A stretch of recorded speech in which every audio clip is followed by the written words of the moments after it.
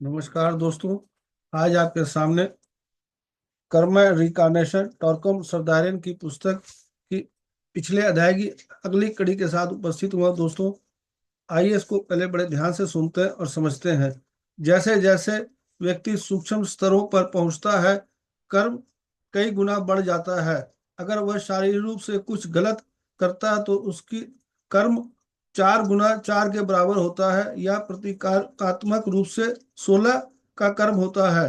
अगर वह भावनात्मक रूप से कोई गलत काम करता है तो यह 4 गुना 4 के बराबर होता है, या 64 का कर्म होता है। अगर वह मानसिक रूप से कोई गलत काम करता है तो वह 4 की चौथी शक्ति के बराबर होता है, या 256 के बराबर होता है। अगर यह मानसिक रूप से गलत है तो यह 4 की 5वीं शक्ति एक का मिश्रण है।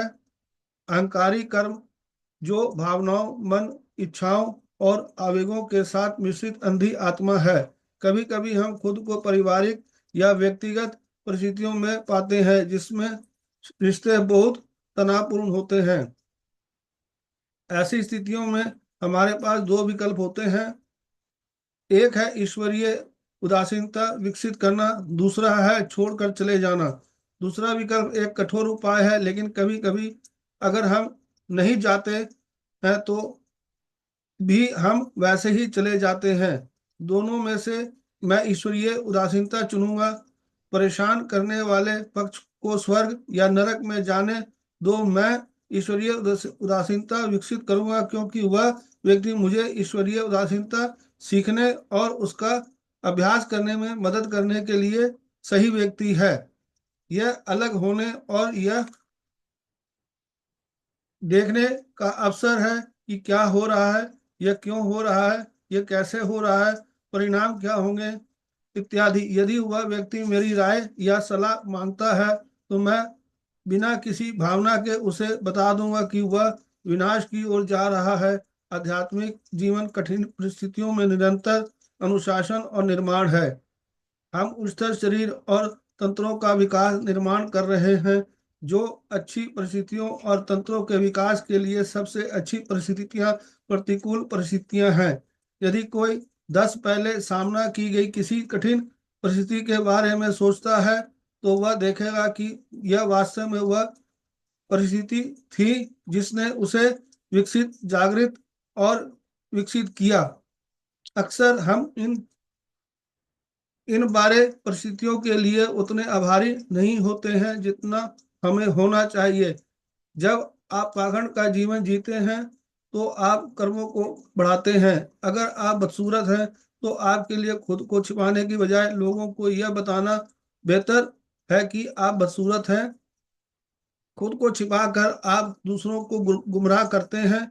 खुद से ज्यादा पवित्र होने का दिखावा ना करें। अगर आप कर सकते हैं तो वही बने जो आप हैं। मुझे खुशी और आभार महसूस होता है अगर लोग खुद को और सुंदर बनाने की इच्छा रखते हैं। यह स्वाभाविक है, लेकिन किसी व्यक्ति को सुंदर दिखने की कोशिश में खुद को खराब नहीं करना चाहिए, या खुद को धोखा देने के लिए मेकअप का उपयोग नहीं करना चाहिए। व्यायाम करना और शरीर को अधिक सुंदर बनाना अच्छा है। शरीर को बूढ़ा होने के बचाने के लिए अन्य प्राकृतिक उपाय भी हैं। एक तरीका है सही खाद्य पदार्थ खाना, जिसमें उचित पोषक तत्व हो, साथ ही आराम और अच्छी नींद लेना आपके गलत आईने की तरह चमकेंगे।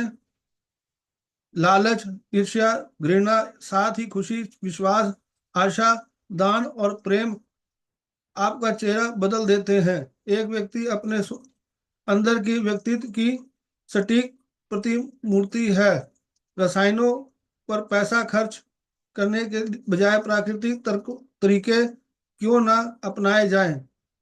जानवरों और महिलाओं के आष्टिक अंगों से लिया गया भगवान बुद्ध, ईसा मसीह और कृष्ण सभी ने हमें प्राकृतिक होना सिखाया। जो प्राकृतिक उससे दूर जाना आत्म विनाशकारी है। यदि हम अपने अहंकार, घमंड और स्वार्थ के दबाव में काम करते हैं तो हमारा कर्म बढ़ता है और कई गुना बढ़ जाता है। जब हम सुंदरता, अच्छाई, धार्मिकता आनंद, स्वतंत्रता, प्रयास और बलिदान पूर्ण सेवा के अनु, अनु, अनुरूप सोचते हैं, बोलते हैं और कार्य करते हैं तो हम अपने कर्मों को कम करते हैं और अंततः उन्हें समाप्त कर देते हैं। कर्म का विघटन इस 7 सिद्धांतों का अनुप्रयोग है। सुंदरता कभी कर्म का निर्माण नहीं करती। इसके विपरीत जैसे जैसे कोई व्यक्ति सुंदरता में काम करता है उसकी दिव्यता प्रकट होती है। वह कुछ भी नहीं करता, यह वास्तविक आत्मा है जो प्रकट होती है। सुंदरता के लिए कम करने से कर्म कम हो जाता है, क्योंकि कर्म क्रूरता से निर्मित होता है। एक व्यक्ति द्वारा किया गया प्रत्येक कर्म को नष्ट कर देता है। एक व्यक्ति जितना अधिक सुंदर बनाता है उतना ही अधिक वह अपने कर्मों को समाप्त करता है। यह कहना एक सरल शिक्षा है, अधिक सुंदर बनो। लेकिन व्यक्ति को शारीरिक रूप से सुंदर होना चाहिए, भावनात्मक रूप से सुंदर उद्देश्य होना चाहिए, मानसिक रूप से सुंदर होना चाहिए।